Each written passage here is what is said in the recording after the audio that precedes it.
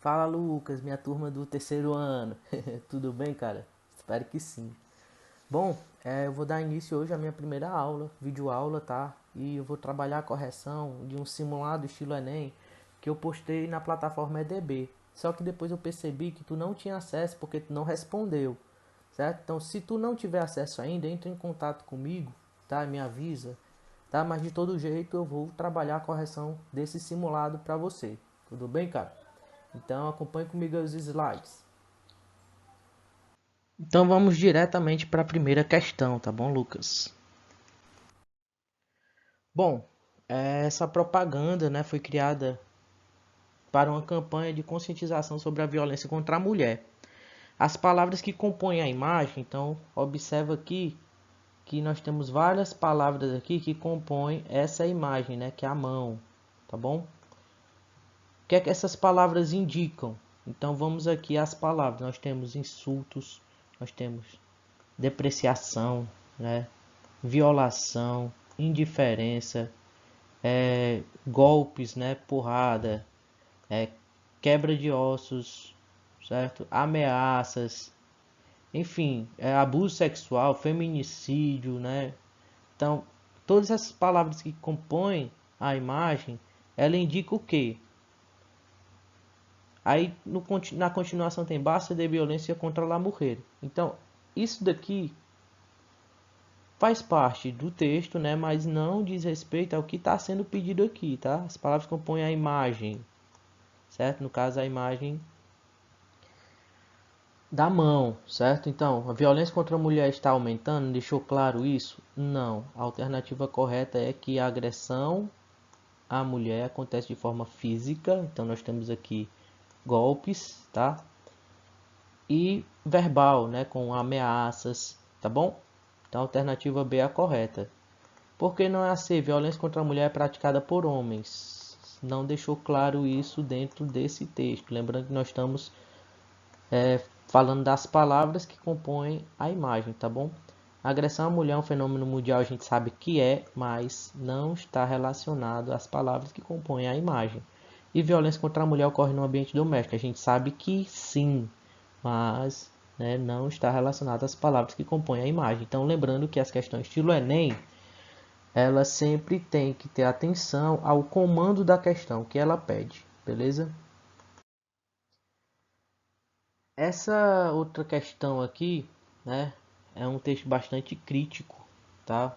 Um texto argumentativo, certo? Que fala a relação entre o fenômeno discriminatório e a postura de políticos de direita e de grandes meios de comunicação. Tem a função de quê, pessoal? Né? Vamos aqui, ó. Lembrando que nós estamos querendo saber o quê? Postura de grandes políticos de direita e de grandes meios de comunicação tem a função de quê? Vamos ao texto. Desde Nápoles hasta Joanesburgo, desde Buenos Aires hasta Barcelona, los actos de xenofobia e racismo indicam que nos encontramos ante um fenômeno global, definido por la Real Academia de la Lengua, né? Essa aqui é a Real Academia Espanhola, né? Que padroniza a língua em todo o globo, certo? Como o ódio, repugnancia y hostilidad a los extranjeros. La xenofobia va de la mano con los flujos migratorios por razones económicas o ambientales y el desplazamiento forzado provocado por los conflitos armados internos e las guerras. Então, se o pessoal, né, vai de imigração para outro país, né, são vários fatores, né, fator econômico, ambiental, né, as catástrofes, guerras, etc, etc. O outro, né, o que veste, fala e que tem outra cultura e uma religião diferente é visto como suspeita e desconfiança e temor nos países chamados do primeiro mundo, certo? Então há esse preconceito. Os políticos de direita e os grandes meios, eles ensalçam, eles temperam, né, esse preconceito, né, e degrine o alheio, certo? Contribuindo para criar um clima de medo e ódio diante do estranho e o desconhecido. Então, qual é a postura dos políticos de direita de acordo com essa questão estilo Enem, tá? a questão do Enem, na verdade, e a comunicação, né, os meios de comunicação, eles têm um trabalho de quê, pessoal? De criticar aqueles que favorecem a aparição do medo. Quem são? Os políticos de direita e os grandes meios de comunicação. Tá bom? Denunciar as práticas que encobrem as indiferenças? Não. Tornar públicas as razões econômicas? Não. Reclamar das atitudes tomadas pelos países? Apontar as causas que determinam o fluxo migratório? A gente sabe que ele botou no texto, nós temos as causas, mas, né, nós estamos buscando, de acordo com o comando da questão, qual a função, né, que é a postura, né, a relação entre o fenômeno discriminatório, olha aqui, fenômeno discriminatório, postura de políticos de direita e os meios de comunicação. Então, ele está querendo saber a relação entre esses três, tá bom? Criticar quem favorece a aparição do medo, beleza? Essa próxima questão, né, nós temos aqui uma música, Canción con Todos, né, que é uma canção latino-americana muito difundida e consagrada pela voz da cantora argentina Mercedes Sosa. A Mercedes Sosa é um dos principais nomes da influência da música latino-americana, tá bom? Então, com relação à América Latina, seus versos expressam o quê? Certo? Então, eu trouxe aqui um vídeo também para tu acompanhar o discurso dela antes de cantar a música para associar a letra. Tudo bem? Acompanha aí comigo. Imaginen ustedes a un gigante coro de América Latina, porque esta canción es muy amada en América Latina, es casi como un himno de nosotros, un himno de la unidad. Se llama Canción con Todos, y hay una parte que la gente canta, dice, todas las voces, todas las manos, toda la sangre puede ser canción en el viento. Ojalá sea así. Canción con Todos. Gracias. Então, depois aí ela começa a cantar a música, né? Mas pelo título da canção, né? Da música Canción con Todos, o que é que os versos vão expressar, né? Claramente, o nome já está dizendo Canção com Todos, né? O desejo de integração entre os povos. Por quê?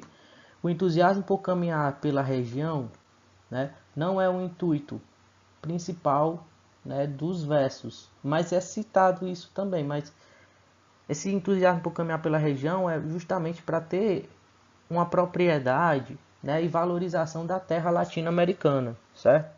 Valorização dos recursos naturais também é a mesma explicação, não é o norte principal da música.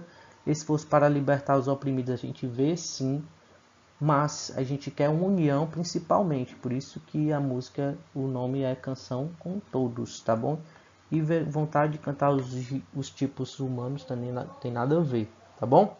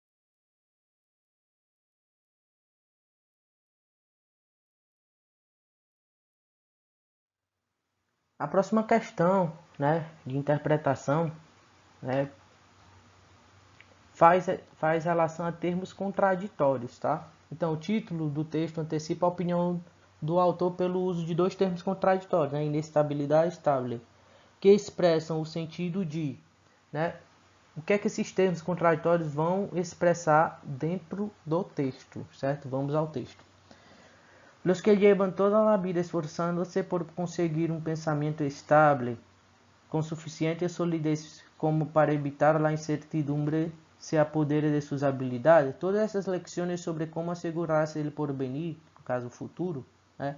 Aqueles que nos aconsejavam e nos dejáramos de bagatelas poéticas e encontráramos um trabalho fijo e etc., abuelos, padres, maestros, suegros, bancos e seguradoras não estavam dando gato por liebre. Então, na sociedade tem uma cobrança imensa, né, dos cidadãos.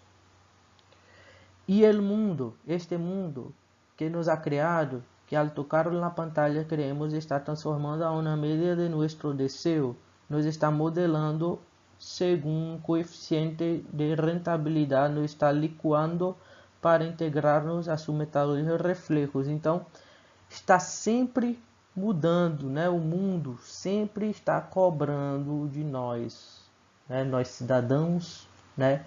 Sempre, transformando o nosso desejo. Então, por exemplo, quando eu era jovem, meu desejo era ter uma bicicleta. Quando eu era estudante, eu quero entrar na faculdade. E quando eu estou na faculdade, eu quero um emprego, eu quero ser estável, eu quero isso, eu quero aquilo. Então, a sociedade em si, ela tem essa característica, né, de mudança, tá? É inconstante. Então, esses termos contraditórios expressam o sentido de competitividade na busca do lucro. O lucro é só dos bancos, tá? Que caracteriza a sociedade contemporânea. Nem todo mundo pensa assim, tá? Busca de estabilidade financeira e emocional que marca o mundo atual. É estabilidade? Não, é instabilidade, tá? Negação dos valores defendidos pelas gerações anteriores em relação ao trabalho. Não vimos isso no texto, tá? Necessidade da realização pessoal e profissional no sistema vigente. A gente vê essa necessidade, mas isso não abarca os dois termos contraditórios, tá bom? O que abarca mesmo é a permanência da inconstância, então por isso que é a instabilidade estável de uma sociedade marcada por contínuas mudanças. Então, a alternativa né, é que expressa o sentido desses dois termos contraditórios apresentados, né, no texto, tá bom? Essa questão nós vamos trabalhar a interpretação de um poema, tá? O poema retoma elementos da cultura popular mexicana e reflete um dos aspectos que a constitui, né? Nosso trabalho é identificar que elementos da cultura popular mexicana que constitui esse poema, né? O que é isso? Então vamos lá ao poema. Água. Al soñar que un cántaro en la cabeza carrera será éxito e triunfo lo que tu veas. Então, se eu sonhar, né, com água, né, com um balde d'água na cabeça, significa o quê? Sucesso e triunfo. Se eu sonhar tomando banho em um rio, onde a água está quente, significa o quê? É um algouro, mau algouro, né, de inimigos, né? Significa faca nas costas. Então não é um bom sinal, tá bom?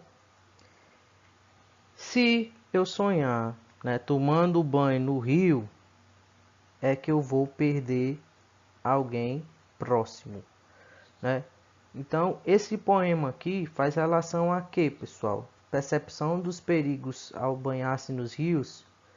Não, certo? Não é percepção, não.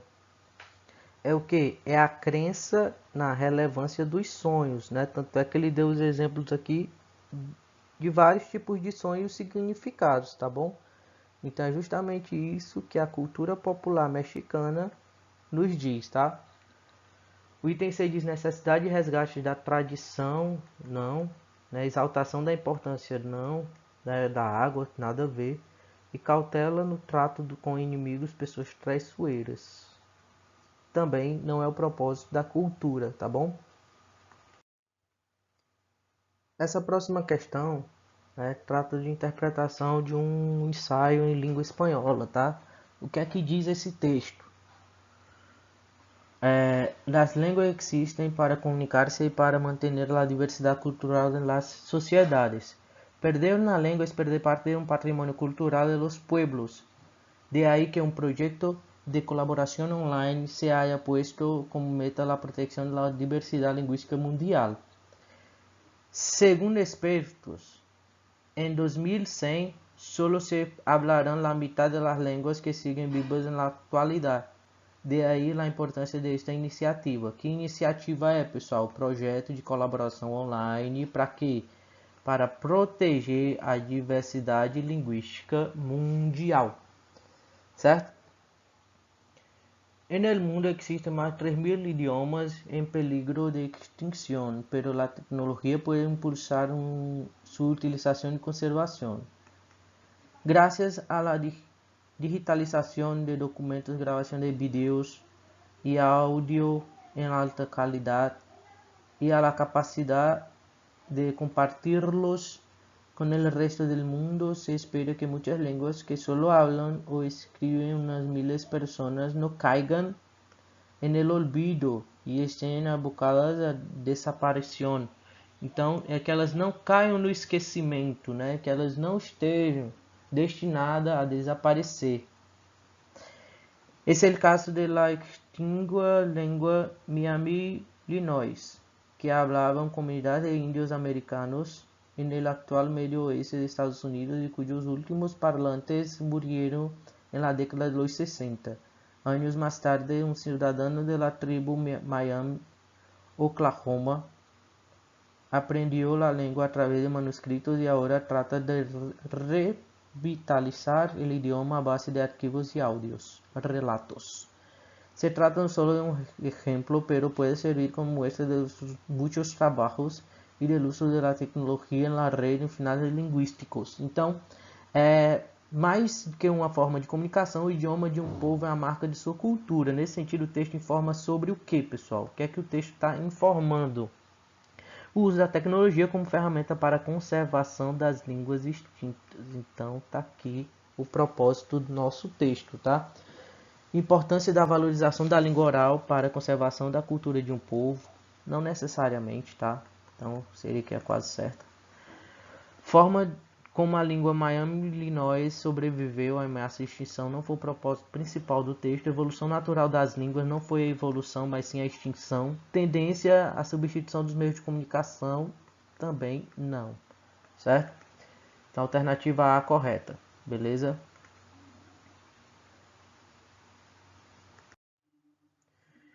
A próxima questão, né? O texto é uma carta do leitor sobre a reportagem Desenchúfalo e Arrugar. Quando eu falo Desenchúfalo e Arrugar, pessoal, temos aqui um prefixo des, né, de negação. Então, o que é enchufe? Enchufe é tomada, certo? Tomada de cozinha, onde se liga e desliga, tá? Então, o que seria desenchúfalo? Desligue-o. Né? Desligue-o.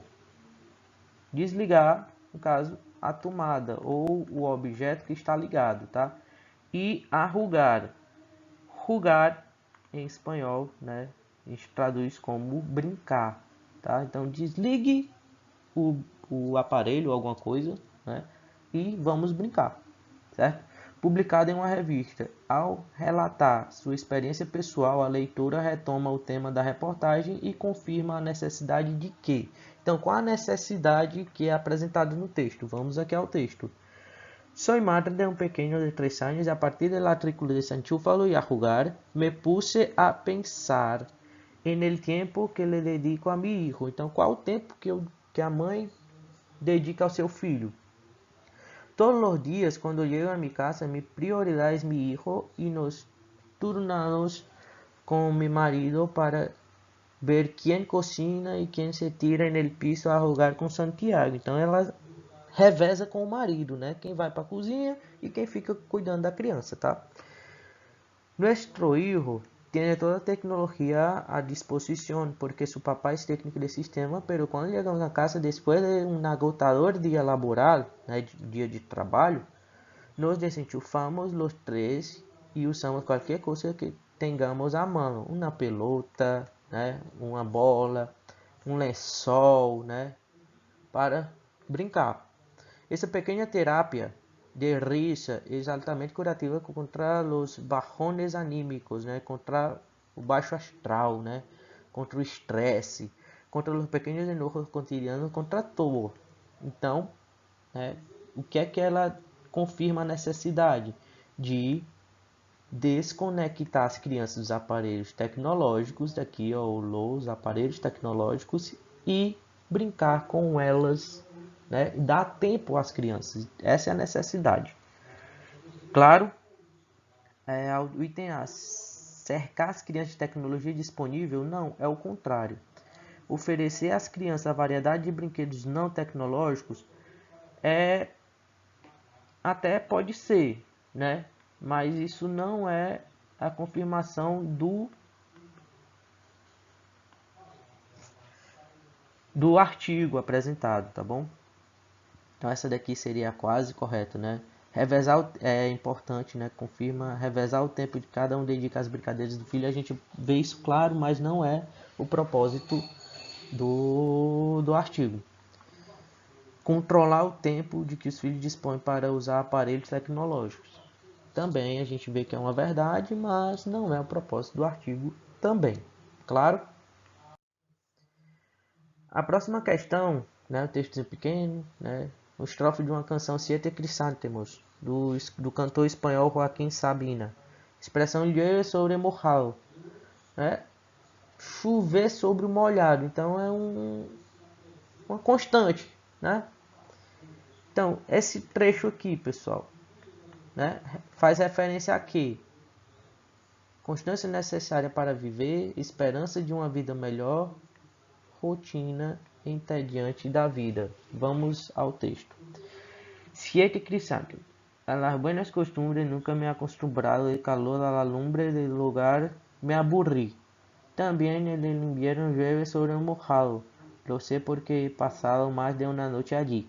Então, ó, os bons costumes eu nunca me acostumei, né? Ele nunca se acostumou com os bons costumes do calor, né? Da claridade, do lar, né? E sempre se aborrecia, certo? Por quê? Porque quando é costume é uma coisa mesmo chata, né? Entediante. Então, também, quando ele fala aqui o também, no inverno llueve sobre el mojado. Então, esse também que faz a ligação entre, né, a rotina entediante dele, né, e também que acontece no inverno, certo? Então, alternativa D. Constância necessária para viver, não. Esperança de uma vida melhor, a gente não vê claro isso, certo? Desprezo pelos bons costumes. A gente vê esse desprezo, certo? Mas não é o que significa a expressão. Lembrando que a gente tem que ter uma atenção maior pelo comando da questão. Ele só está pedindo a referência da expressão llueve sobre el mojado, certo? Então, alternativa D correta. A próxima, né, é uma imagem, texto verbal e não verbal, né? E diz o seguinte: se te quedas mi aparcamiento, quédate mis discapacidade, normalmente mis barreiras. Então aqui nós temos um símbolo universal, né? Cadeirante, certo? Se você fica no meu estacionamento, então isso daqui é a figura, né, do Código de Trânsito, certo? Fica minha discapacidade, ou seja, minha incapacidade, não aumente minhas barreiras. Então, se eu já tenho um problema, né, de ser cadeirante, como é que você ainda estaciona nas vagas destinadas aos cadeirantes, certo? É esse o que o texto diz. Vamos à questão. A acessibilidade é um tema de relevância tanto na esfera pública quanto na esfera privada. No cartaz, a exploração desse tema destaca a importância de si. Qual a importância, pessoal? Respeitar o estacionamento destinado aos cadeirantes, certo? Estimular os cadeirantes na superação de barreiras? Não, porque ele está criticando as pessoas que usam o estacionamento indevido, tá? Identificar as vagas reservadas aos cadeirantes, a gente identifica as vagas pelo sinal, mas o texto verbal, ele não deixa claro isso, né? Que essa função, né? Não é somente identificar as vagas. Eliminar os obstáculos para o trânsito de cadeirantes, essa seria a quase correta, tá? Então, mas assim, comparando as duas, a B e a D, ó, respeitar o estacionamento destinado aos cadeirantes, né? Quando eu falo eliminar os obstáculos, aqui a alternativa ele não diz qual obstáculo específico, certo? No caso, na B, as pessoas, deixa claro que são as pessoas que estacionam no local indevido, tá? Facilitar a locomoção de cadeirantes em estacionamentos. Locomoção de cadeirantes nos estacionamentos. Quando a gente vê essa frase, subentende-se que o cadeirante ele tem que andar pelo estacionamento. Não é uma vaga específica, tá? Então a alternativa B é a mais correta. Para finalizar, nossa última questão, tá, o Lucas Duquette. Vamos lá. Rafael Barreto nasceu na Espanha e ainda jovem foi viver no Paraguai. O fragmento do texto que isso revela um pouco da percepção do escritor sobre a realidade paraguaia, marcada em essência pelo quê? Então, o que é que ele quer saber aqui na questão? Tá? É a essência marcada, essas percepções do escritor, tá bom? Então vamos ao texto. En un año de campaña en Paraguay he visto muchas cosas tristes. He visto la tierra con su fertilidad incoercible y salvaje sofocar al hombre que arroja una semilla y obtiene 100 plantas diferentes y no sabe cuál es la suya. He visto los viejos caminos que abrió la tiranía, devorados por la vegetación, desleídos por las inundaciones, borrados por el abandono. Então, o que é que ele está falando aqui? Tá? Então, a fertilidade da terra. Quando você planta uma determinada semente, então cresce outras ao redor. Né? E isso foca, ele não sabe o que é. Tá bom? Falou também sobre as inundações. Tá? Então, a fertilidade da terra, o que é isso? Então, a alternativa correta é a alternativa A, desalento frente às adversidades naturais. Então, que deixa claro essa questão, tá? O amplo conhecimento da flora paraguaia, né, não foi o propósito, tá? Não foi a essência. Impossibilidade do cultivo da terra, é impossível cultivar se ela é fértil? Não. Necessidade de construir novos caminhos? Também não. Despreparo do agricultor? Não. Tá bom? Então a alternativa A mais correta. Bom, aqui eu finalizo, tá? Muito obrigado, Lucas, e até mais, cara.